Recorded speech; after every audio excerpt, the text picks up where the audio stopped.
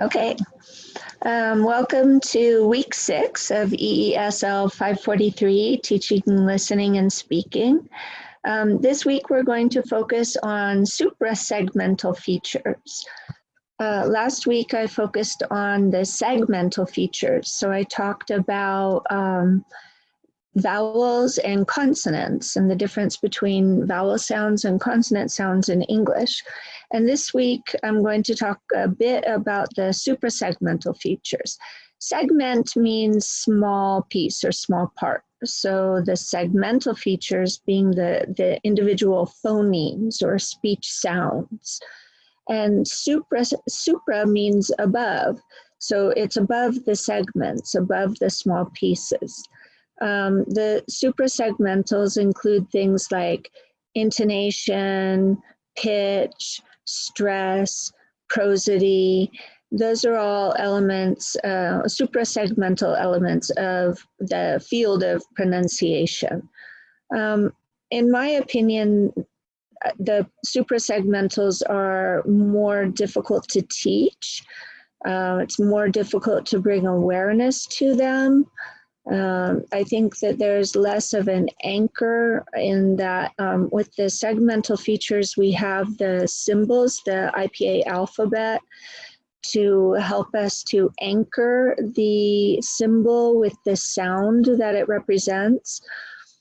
For suprasegmentals, we can use arrows that show the rise and fall in the pitch of our voice and our intonation, which is quite helpful. I think that the visuals are very helpful, but it's just a little bit more elusive in my opinion. However, the author, Gilbert, makes the argument that in fact, it's maybe more important to teach the suprasegmental features because that can really cause breakdowns in communication. And it really helps students to feel confident and to feel like they're speaking clearly and to work with their listening as well as their speaking. So let's look at the suggestions that the author makes. So in this week, we're covering 4 chapters from that book. So the first question for reflection is, what is prosody? What does that mean? Is this more or less important than teaching individual sounds in English? And I guess I've already just answered that in my own opinion, but it would be interesting to hear what you think. This author kind of lumps all of the suprasegmental features that I mentioned together into prosody. Prosody is really the rhythm or the melody of speech. So if you think of Italian is probably one of the most prosaic languages, and that's very sing-songy, very rhythmic, very up and down. It's actually like you're singing as you speak, or if you listen to Italian. I speak both Spanish and Portuguese, and I've had people in Spanish Spanish speakers tell me that when I'm speaking Spanish, that I try to use Portuguese prosody, and it doesn't work well in Spanish. From my perception, Spanish is a bit flatter in terms of the fact that the voice doesn't rise and fall as much as it does in Portuguese. I believe that Portuguese is more similar to Italian in that it tends to be kind of sing-songy with a lot of rise and fall into it, whereas Spanish doesn't tend to have so much variety in the ups and downs of the voice as one is speaking. And prosody, as this author argues, is that it really does help the relationship between speaking and listening comprehension. So when English as a second language learners learn English and they start to focus on their own prosody and therefore their own speaking, then it also causes them to tune into their partner speaking and then improve their listening capabilities. So the author discusses rhythm and melody as road signs. They're kind of indications as to mainly what's the most important word in the sentence. And that's why this author makes such an argument for teaching prosody, and why the author finds it so important, because it really is a road sign to the listener as to what is the most important part of the sentence or the piece of discourse. So usually not only students, but teachers as well are busy thinking about grammar and vocabulary. If you think about what we do in the classroom, that's where we spend most of our time, is focusing on grammar and vocabulary, and perhaps writing and speaking, but grammar and vocabulary are always inside those other skills. So grammar and vocabulary are considered sub-skills of the four major skills. The four major skills obviously being listening, speaking, reading, and writing. And the sub-skills being things such as pronunciation, grammar, and vocabulary. And so we usually focus on these sub-skills even when we're working with the macro skills. So students are usually worried about making mistakes, and teachers are usually keeping an eye out for those mistakes. And because we're focusing on grammar and vocabulary, we're not focusing so much on pronunciation, neither segmental nor suprasegmental. We might focus a bit on the segmental and help students with that, but in my experience, teachers don't focus enough on teaching pronunciation, whether it be segmental or suprasegmental. So when the speaker doesn't emphasize these words that are road signs, then that causes extra work to the listener. It's harder for them. So they really have to pay attention. It causes cognitive effort. And we all know that we get tired from cognitive effort. So sometimes the listener might just give up on whatever message it is that the speaker is trying to transmit. So we want to try and make the work for the listener as easy as possible. And so by focusing on these road signs, we can really help the listener so that they can understand what we're trying to say. So it saves us effort as well. So we need to speak less, we need to repeat less, because our initial message was hopefully clearer. So the melody, as I mentioned before, refers to the pitch changes. So that's kind of like how the voice goes up and down. Pitch kind of is an increase in stress and volume in the sound. And that pitch change signals a change, it signals meaning. It signals an important word that needs emphasis.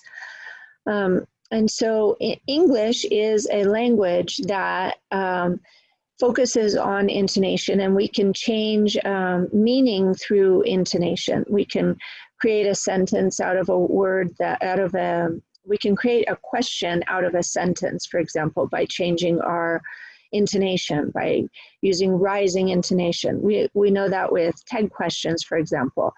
So if you ask a question like, oh, it's quite late, don't you think? You know, so then by raising the voice at the end, we're creating a question. And so we usually fall on sentences, so fall at periods and fall at commas, and rise on question marks, particularly in yes/no questions. Are you hungry? Your voice goes up. What did you do today? The voice tends to go down on WH questions or open-ended questions. So it's not always true that the voice rises on questions. So children learn the rhythm of the language that they're exposed to. And so this is part of transfer from L1 to L2, and it can frequently be a cause of negative transfer, where children will transfer their rhythm from their L1. And the rhythm is like the pattern at which we have the rise and fall in melody. So English has like a certain pattern that we can see with like words. So like all one syllable content words. Content words are nouns and verbs. All one syllable content words receive stress. So if you say, go to the stop, Yeah, go to the stop sign. So stop sign will get stress. Each word gets stress because they are both, stop and sign are both one syllables. Stop gets a little bit more stress than sign because it's describing the type of sign. It's not the yield sign, it's not the go sign, it's the stop sign. So stop at the stop sign. So one syllable words tend to get stress. And then if you look at multi-syllable words like if we have a suffix where we add ing or ed, suffixes generally don't get stress. So if you have stopped or stopping, the stress will be on the first syllable, on the word, on the content word, not on the suffix. So there are certain patterns to the stress in English, and so that creates a rhythm to the language. The basic unit of speech is the syllable. I talked about the syllable last week when we talked about the segmental features. I said the definition of a syllable is one vowel sound. So if you recall, the way to find a vowel sound is when your jaw opens, and you can feel this by putting your hand under your chin. So if we look at the word comprehension, how many syllables are there? Comprehension, comprehension, 4, right? Where is the stress? Comprehension. Hen is the strongest syllable. So in English, syllables can have primary, secondary, and tertiary levels of stress. We usually only teach primary and secondary because it's kind of difficult to hear the tertiary level of stress. And as I mentioned, that we frequently don't even get to teaching pronunciation, much less suprasegmental features. Very rarely are we going to go into so much detail as to teach tertiary levels of stress. But if we look at comprehension, comprehension. So comprehend is the primary stress, com is the secondary stress, and shun is tertiary. Pre is the weakest syllable in that word. The other words like articles, prepositions, those tend to not receive stress in English. It's mainly the nouns, verbs, adjectives, and adverbs that will receive stress. The content words, not the words, the glue that holds the sentences together. However, the articles and the affixes, prefixes and suffixes, they do contribute to the rhythm, because the rhythm is the rise and fall in our voice, in the pitch. And so the fall is also part of the rhythm. It's not only rise, it's like music. The up and the down beat, or the lack of a beat, is also part of the rhythm. So these word stress patterns affect vocabulary, because if we change the stress, sometimes we change the word. You know, you have words like produce and produce. So we have noun-verb combinations, depending on where we put the stress. Would you pick up some produce at the store? First syllable is stressed, produce, it's a noun. She produces records. Produces is second syllable, so that's a verb. So it can affect vocabulary and therefore listening comprehension, because if we put the stress on the wrong syllable, the listener might not understand. And obviously this affects communication. So what is the relationship between speaking and listening comprehension? We've already started to talk about this a little bit. But students who learn prosody can comprehend more, they can speak more clearly and be understood better. Therefore, that gives them a better feeling about their production. So it creates positive motivation. They feel like they're making gains, they're making achievements, so they feel happy about that. They can learn how the melodic cues change in the rhythm of the language, and they can learn to understand that. They can see how the prosody can change the sound of the word. We'll talk a little bit more about that in detail in a little bit about how the sound changes.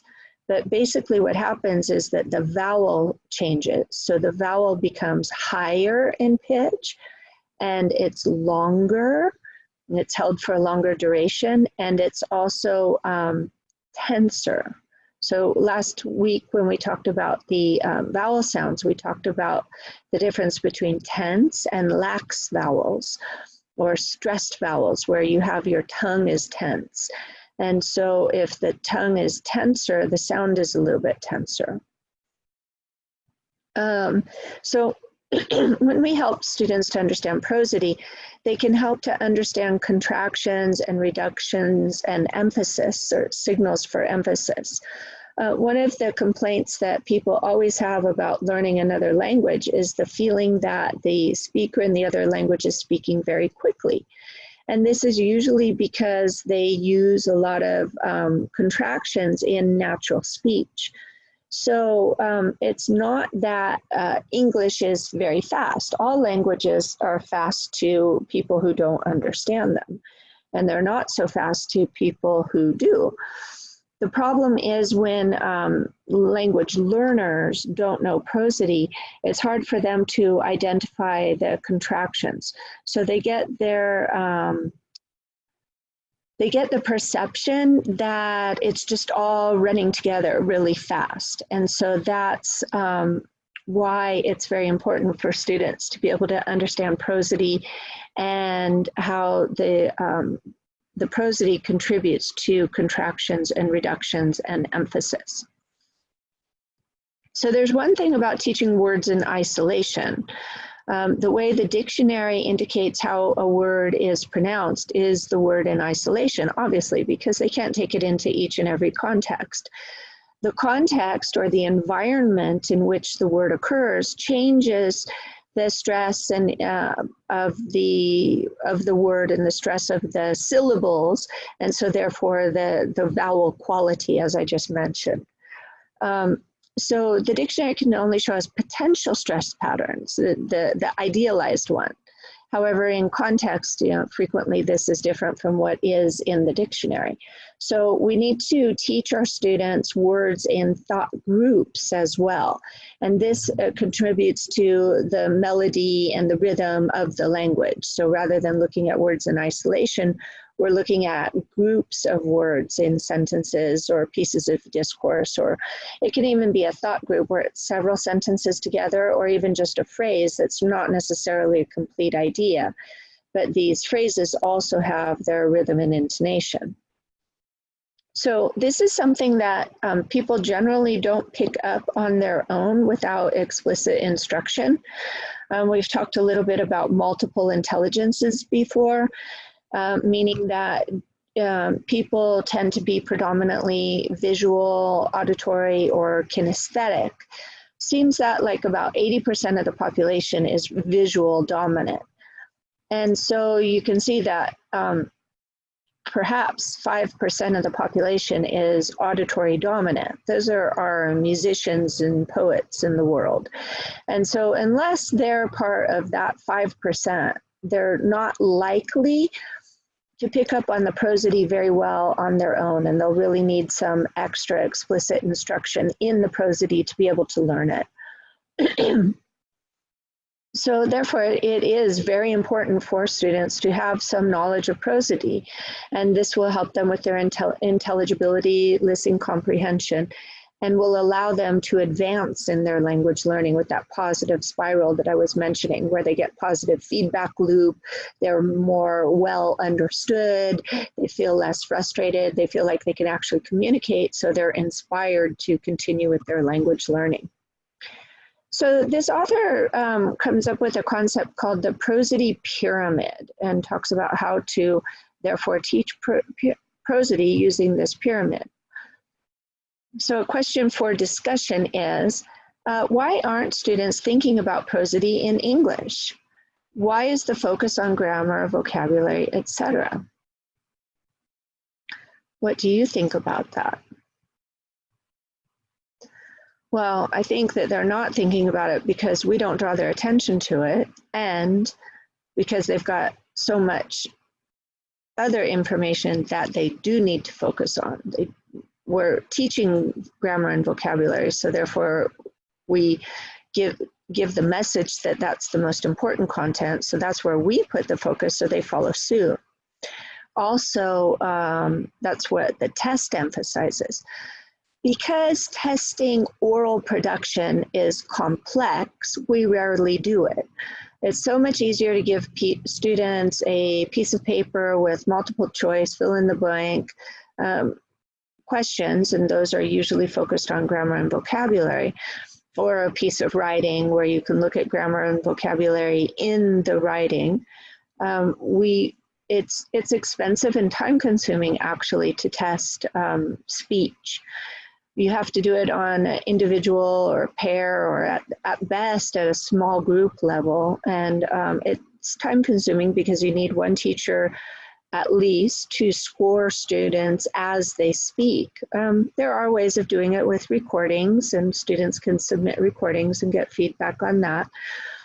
But it still is rather individualized and a bit time consuming to provide students feedback on their speaking.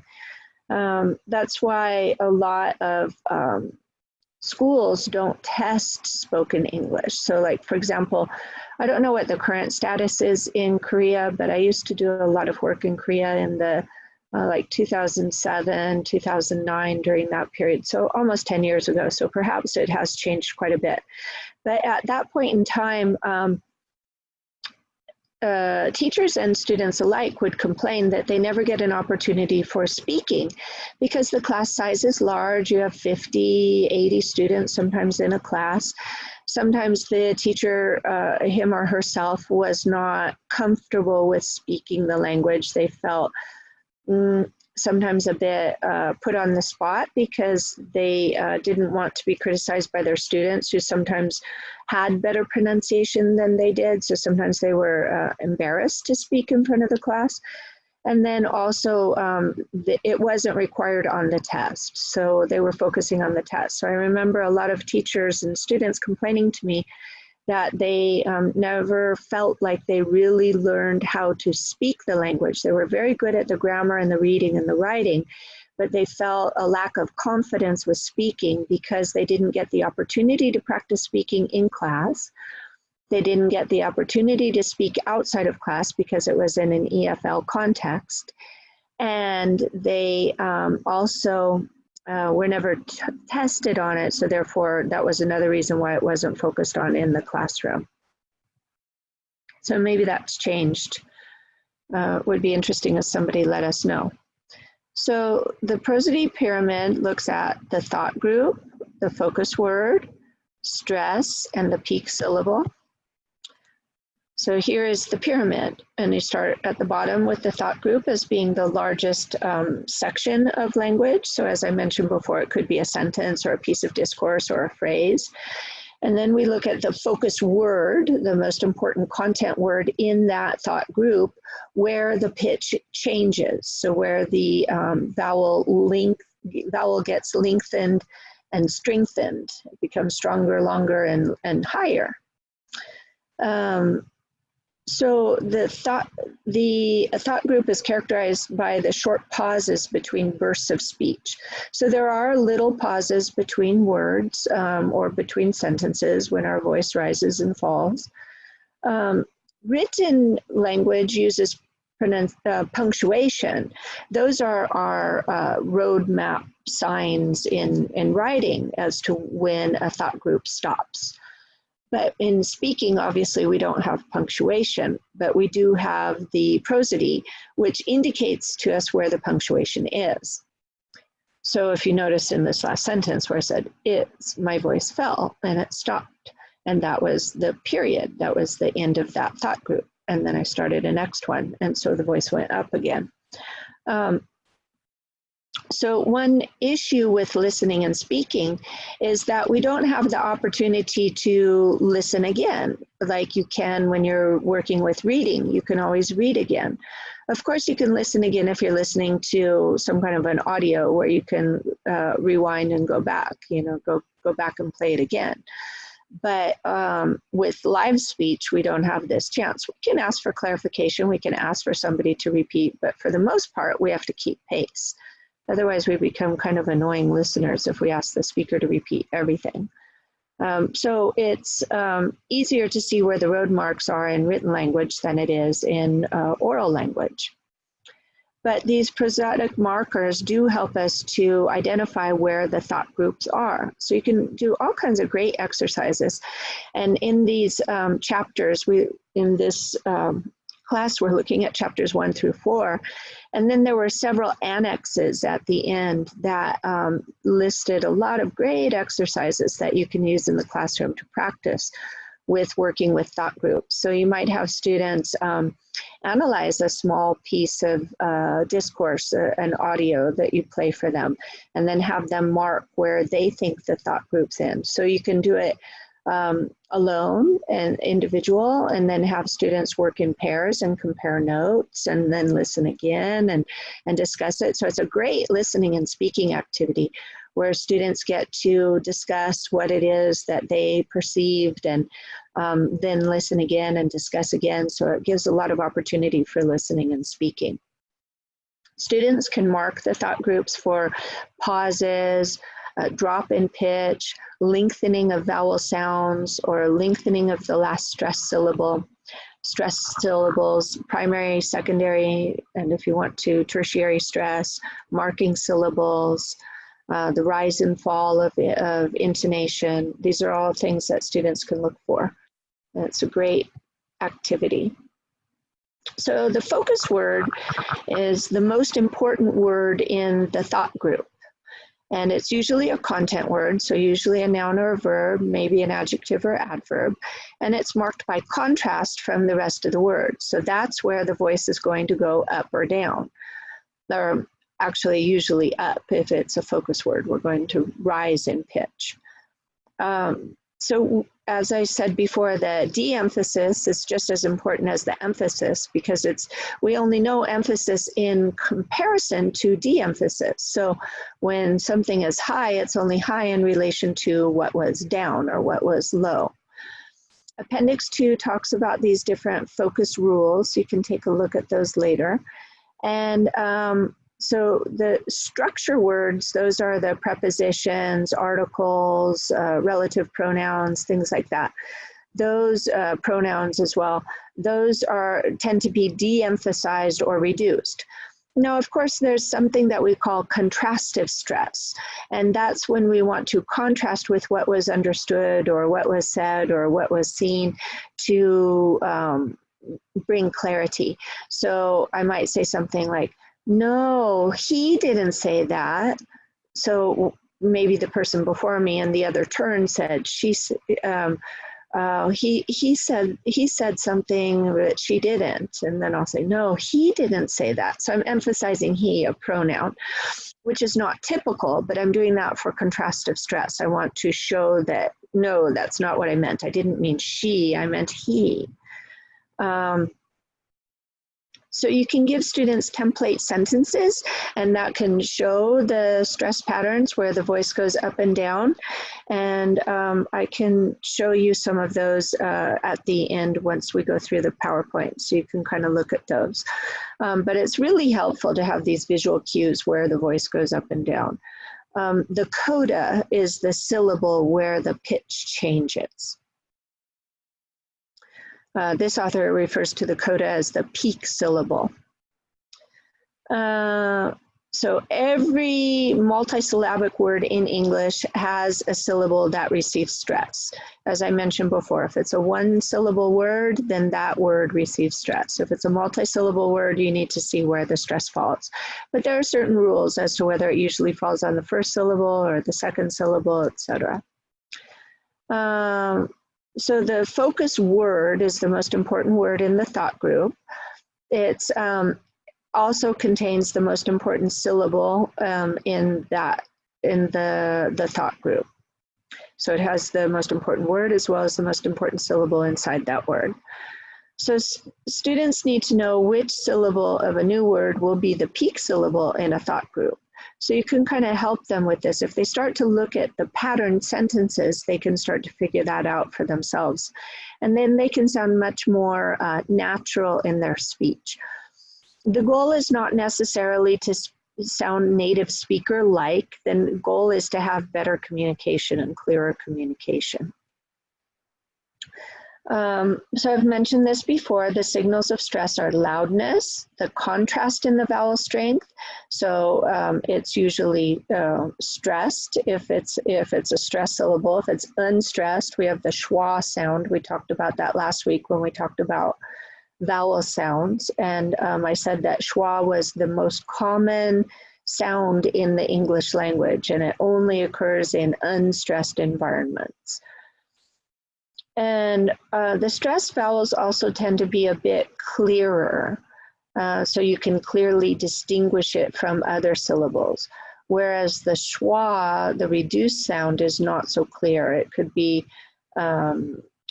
elided, it could be almost, that means to be eliminated from the word, and it could be, it's just very, very reduced, so it's not super clear. And then pitch change can indicate old versus new information. We usually change our pitch on new information. So you can see how important the stress is. It signals the focus word, which is the most important word in the thought group, and it can also signal new information. So that's where the listener needs to focus, thus the word, focus word. So chapter 4 talks about ideas for implementing the pyramid prosody. So how can we do this? How can we use it in the classroom? Let me ask you a question first. Have you ever taught aspects of prosody to your students? And what methods or activities did you use to do it? It would be great to hear your ideas, so I look forward to hearing from you. Please share. It's really important to use quality repetition. Repetition has kind of a bad rap in English language teaching or in language teaching in general. We've talked a lot about the audiolingual method, which was popular in the 50s, which was based on repetition. And the idea was that if students repeat over and over and over, it would eradicate errors. But then later on in the 60s, we thought, oh, geez, people are not mice or pigeons, like behaviorism tried to treat them as if they were. People have unique individual qualities, and what makes humans unique is their creativity and their ideas and their passion and etc. So we started to throw the baby out with the bathwater and then no longer used repetition because we just assumed that it was boring. However, this author claims that repetition is actually important, particularly if it is quality repetition. So it gives students a sense of confidence. They feel good about repeating over and over and like gaining control over the sound and being able to appreciate the distinctions in sound and the differences. So repetition isn't necessarily bad. It can be a good thing if it's well done. The chapter also gives specific suggestions for analyzing the template. We'll get into those later, and tips on how to use dictation for working with the prosody pyramid. So let's talk a little bit about quality repetition. It's really important for students to like own it, to own the template, to feel good about it. So if they say and they repeat quarterly, if they write and they listen many times at normal speed before speaking, that can give them more confidence when they actually need to speak. I think I've mentioned teacherese before. Teacherese is the tendency for teachers to kind of slow down and over enunciate their words and make them super clear, which is kind of nice because it helps students to understand very well in the short run, but in the long run, we're doing them a disservice because we're not exposing them to normal native speaker speech or to normal advanced levels of speech if you're a non-native English speaker teacher. So when we speak at normal speed, we're challenging our students to listen. Of course, we can use teacherese sometimes. It's one of the tools in our tool bag. And we can help our students to understand by speaking clearly and enunciating clearly. However, exposing them to normal speed speech is also important to prepare them for the real world. I know several students who have really complained and said, geez, I've studied English for 5-6 years in this EFL setting, English as a foreign language, so they don't get the opportunity to use the language outside of the classroom. And then I traveled to the US and I was so shocked and embarrassed and surprised and angry and upset because I asked where the restroom was, or I asked where the bathroom was at the airport, and the guy said, "Oh, you mean the restroom?" You know, so they feel like gypped, like they didn't get exposed to natural speech, or, you know, like just because of one little mistake, they kind of feel like they didn't get exposed to authentic uses of the language. So that is one of our roles as a facilitator, is to expose students to authentic uses of the language, particularly in EFL settings, because if we don't do it, if we don't expose them to authentic uses, where are they going to get that exposure outside of the classroom? If they meet foreigners they can chat with, or other advanced language speakers, or English language learners that they can practice with, obviously listening to movies and music and podcasts and things like that can expose them to normal speed. But the point is that the opportunities in EFL are reduced and they have less opportunities. So therefore we as teachers need to be very good models of normal speech. So with quality repetition, we teach students how to analyze the template, to dissect and go over the aspects of the Prosody Pyramid. And I'll show you some examples in a little bit. And we also want to talk about all of these points that I've been mentioning: the focus word, where the pitch changes, reductions, where we tend to reduce certain sounds, like instead of saying making, we say makin'. All the INGs we tend to reduce in English, especially in normal speech, and to expose them to the schwa sound so they can identify that. So another discussion question: have you been successful using chants or template sentences in your target teaching context or in your own language learning? Have you ever used those? Chants are a good way of working with prosody. They have a very good rhythm to them themselves. So does poetry. I don't usually like to work with poetry in ESL classes because I feel like poetry is a very advanced use of the language. It's very difficult because it has a lot of allusions and symbolic representations and sometimes sophisticated vocabulary, and obviously not typical sentence structure. So it can be very difficult for students to understand. But poetry has a lovely sense of melody to it. So we could appreciate poetry and focus on the rhythm of the language, and perhaps not focus as much on the more complex features of the poetry. So what are some specific suggestions for analyzing the template? We can look at thought groups. They talk about using telephone numbers or simple math problems. So if students repeat like 909-693-2224, you know, so that's got a certain rhythm to it that you can pair up with words. You can show students how to mark pitch and stress on sentences on a sheet of paper. They can transcribe what they hear, marking the final sound. The author gives the example of using a kazoo. Kazoo is a little instrument that's got like a little piece of tissue paper in the top of it, so you can go and it kind of beeps along, you know, so it's great for humming. So you don't need to actually enunciate the word, but you can hum the prosody of the sentences by using the kazoo. So it's kind of fun to work with in the classroom and help students develop that musicality and their oral skills. And then we can use all kinds of physical gestures like clapping to recognize stress. You can use that hand under the chin to work with the syllables. You can, I like to use on the board, I'll draw a musical staff.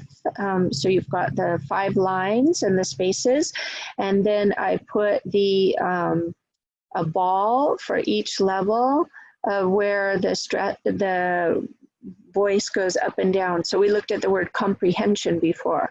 So we can look at comprehension on our musical staff on the, so that's a beautiful way for language learners to be able to visualize and also get the auditory input to see. So it's a great graphic organizer you can use. Last class in the segmental features, I talked about using your hand in front of your mouth to detect when you have aspirants or stops, so you can feel like plane. So you can feel that P in initial position has a burst of air after it, as opposed to stop. The P at the end, you don't feel any air. You can use a little ribbon for that so that they can see the ribbon move. You can use a match. You can use a mirror because the mirror will fog up. All kinds of tools we can use in the classroom to make it fun and interesting and memorable and visual. Emphasizing structure words. So you need to practice and give students practice, actually work with this, have them pay attention to those structure words and how they're emphasized. You can work with rubber bands to stretch them apart when we have more tense vowels versus lax vowels. This gives them that feeling of tense versus lax. Can't really look inside people's tongues, right? So it's easier to do this outside representation of what's going on inside the mouth. You can draw a line through the reduced vowels, marking schwa or the short I sound, the I sound. Vowels are best learned through listening, while consonants can be learned through practice. It's easier to work with the place of articulation with consonants, and vowels, because we can't see the place of articulation, so we really need to attune our ear to that. For listening exercises, we can work with minimal pairs. Remember, that's when you have 2 words that are exactly the same except for 1 vowel sound. And by changing that 1 vowel sound, we change the meaning of the word. So like the difference between bid and bed. Bid, bed, changes the meaning of the word. So you have lots of minimal pairs you can work with. You can do activities like find the word that's different. So all of them have the same a sound in them, and one of them's got an sound. So you have to identify which one has the different sound. Or if you have 2 different sentences that are very similar, you can circle the sentence you hear. I'll show you some examples of that from the chapter in a minute. Consonants can be grammar cues when they listen to the final sound in a consonant. So sometimes the final sound gets dropped, kind of like the example I gave with making, right? So we want them to look for those final sounds that are dropped. Or like the final ED. So as you probably know, in English, the final ED in past tense verbs has 3 different realizations. It can sound like d, like t, or like ud. So it sounds like d after voice sounds. So like the word sob, right? To cry very, very hard, to sob, S-O-B. The past tense is sobbed, sobbed. So the ED sounds like a d. It doesn't sound like ED. You lead the E, the schwa, the letter E is almost gone, and you just go to D. So it's from B to D, sobbed, sobbed. So you want to help students to identify that final sound. Sometimes it sounds like t. So in stop, the past tense of stop is stopped, stopped. You go from p to t. So you go from a bilabial plosive to an alveolar dental, alveolar, t, t, t, stopped, stopped. Alveolar dental because it touches the alveolar ridge as well as the teeth, the back of the teeth. It's not too far back. And it sounds, so that happens after voiceless sounds. So b is voiced, b, sob, b, sob.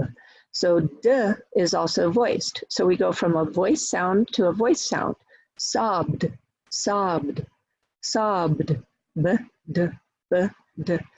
And stop p, p, p, is voiceless, and t, t, t is voiceless. So we go from voiceless to voiceless. Stopped, stopped, stopped. No voicing, no vibration in the vocal folds. And the final ed sounds like ud after d and t to differentiate it. So if you have a verb that ends in d or t, the final ed is actually going to have the schwa in it and be an additional syllable. So then you actually get the ud sound. So what's an example? Let's see. Can't think of one that ends in T or D. Darn it. Well, one will come to me as I'm speaking. We'll come up with something later. Interpret. So interpreted, interpreted, tid, ud. It's an additional syllable. All right. Okay, so we can work with dictation. Dictation is also something that has kind of fallen out of practice. It used to be used a lot, and it's used very little nowadays, particularly in the US, but it does have its merits. Everything does have its merits if used judiciously and wisely.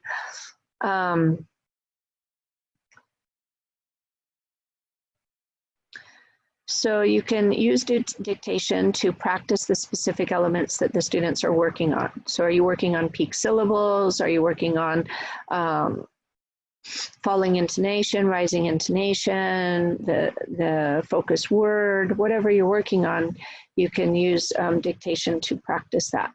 This helps to increase awareness and about the sounds can be, for example, the T and D at the end of the past tense simple regular verbs, as I just mentioned.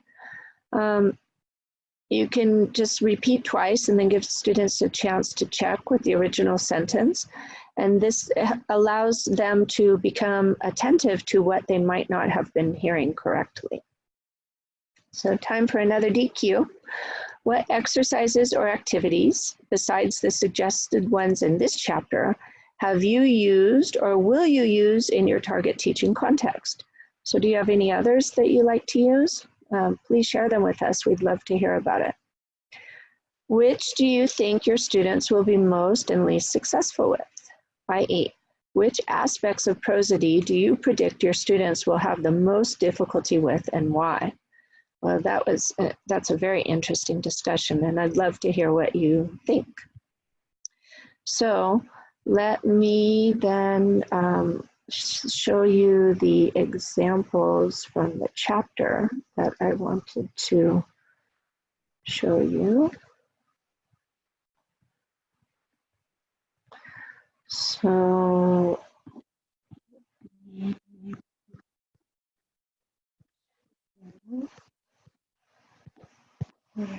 let's begin.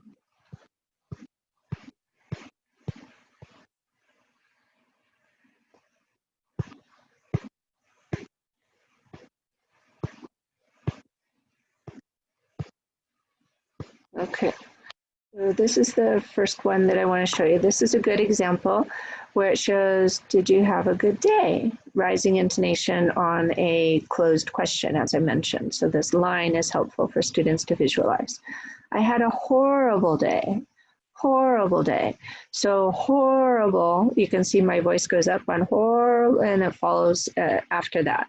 So the hor is the coda or the peak syllable in the last important content word. Day is a content word, it's a noun. Horrible is an adjective describing day. But what's important is the fact that the day was horrible and not good, right? So we want to emphasize this new information. I had a bloody horrible day. I forgot bloody. Then let's go down to a set of examples.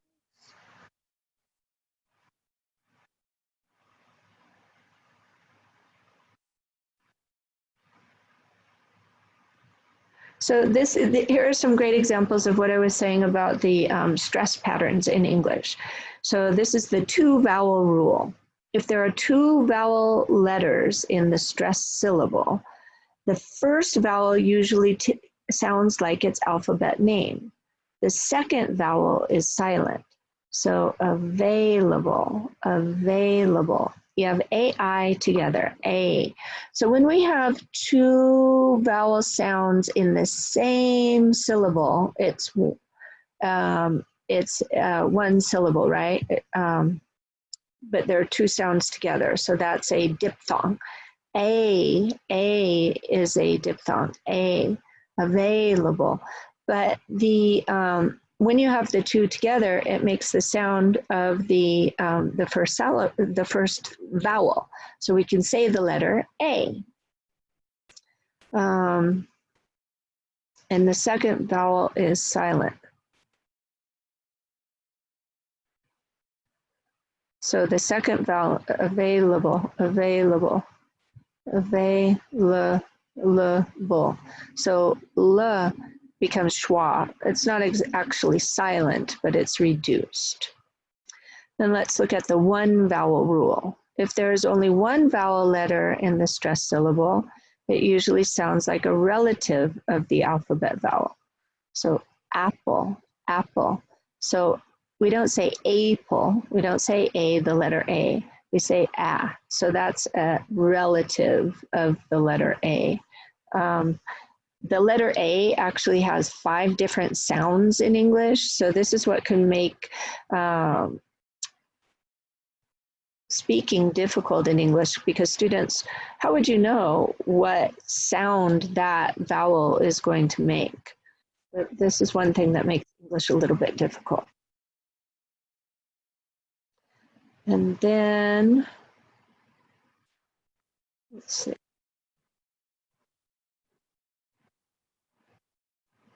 Go through here. This was the example of the ones with the numbers. So have students listen for the pauses in these telephone numbers. So you have 039568 0322. So Australia, Australia. Honestly, I don't get this one. Maybe somebody can explain to me how it works, because I don't get it. Canada, Canada, Canada is 3 syllables, right? First syllable stressed, Canada. It's first, primary, secondary, tertiary levels of stress. So would we say 604, 892, 5808? I'm honestly not sure how this works, but I do like these little graphs where it goes down, down, up, down. So this looks like the typical prosody in English, where you have a fall on periods or commas and a rise at the coda at the end. So 391, 456, 3304, 3304. So maybe that's what you're supposed to do above. And then, so this is a great example exercise of what you can do for linking. Linking is when the sounds connect from one word to the next, or it's also called liaison, which comes from French. It's a connection. And so this is what makes English language learners feel like the speech is so fast, because they don't hear the break between words. They're connected. So the boats entered the water, boats entered. We connect it because you have a consonant at the end of one word with a vowel at the beginning of the next word. So they connect. Boats entered. The coats all needed to be cleaned. Coats all, the coats all needed to be cleaned. She has less of everything, less of, right? So that's a liaison, or connection. There's the kazoo, that's what it looks like. This is super cool. I love this activity. It's really fun. So you can do the kazoo. You can, yeah, that's Where Shall We Eat, using a kazoo, my imaginary kazoo. Let's eat in a restaurant. Yeah. Let's eat in a restaurant. So this is saying eat is now old information. It's like we've been talking, okay, where do you want to eat? You want to eat at home? And then the other person says, let's eat in a restaurant. So restaurant is new information. So that's why that was stressed. It's not like a brand new idea like, hey, let's eat at a restaurant. Then eat would be emphasized. Which restaurant? So which is emphasized because that's the new information. Restaurant was old.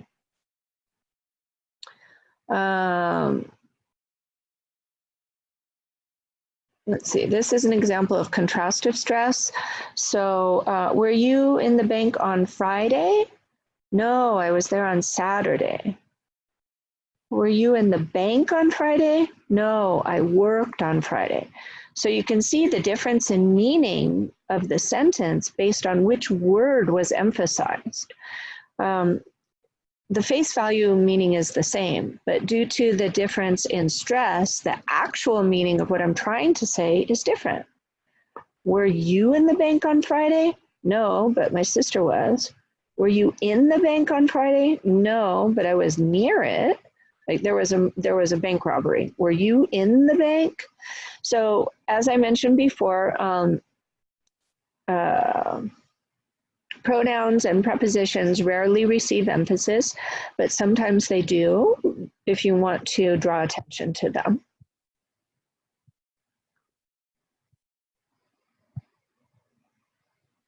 This is the one with the rubber band, so you can go banana, banana. So they get that visual and kinesthetic action of practicing with the stress so that they can feel where it goes. So they can, here's some examples. Canada, umbrella, right? And this is working, these are fun. These are really fun. I like these kinds of pairs. So these are different pairs of sentences that might have different meaning and get confusing. So what's in the dessert? Sugar. What's in the desert? Sand. So difference between dessert and desert. Is it elementary? No, it's advanced. Is it a lemon tree? No, it's an orange tree. So elementary, lemon tree, it can sound very similar, right? Is it elementary? Is it a lemon tree? You can understand how out of context that would be very difficult. Then you can make work with how vowel sounds change when we add affixes to a word. So you can see how atom, the stress is on the first syllable, right? Atom. But when we add the syllable ick to the end, it becomes atomic. Atomic. So this is what we call a stress shifting suffix. By adding the suffix, it changes the stress in the sentence. It went from being, the word atom, from being stressed on the first syllable, it was a two-syllable word, atom, very weak vowel sound in the second syllable, to atomic, atomic.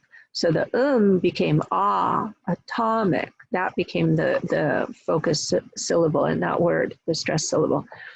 Added, added. Where's the stress? Added, added. First syllable, right?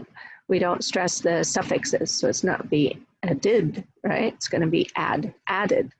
But then we add ol at the end. Actually, we add two suffixes, shun as well as ol, and we get additional. Additional, so it becomes the stressed syllable now. It shifts from added to additional. Office, official, office, office, official. Legal, legality, legal, legality. So legal, the A is weak, but in legality, it's strong. So there's a whole bunch of very cool exercises that you can look at in this chapter that are definitely worth it. I love practical examples that we can use. They're about dictation.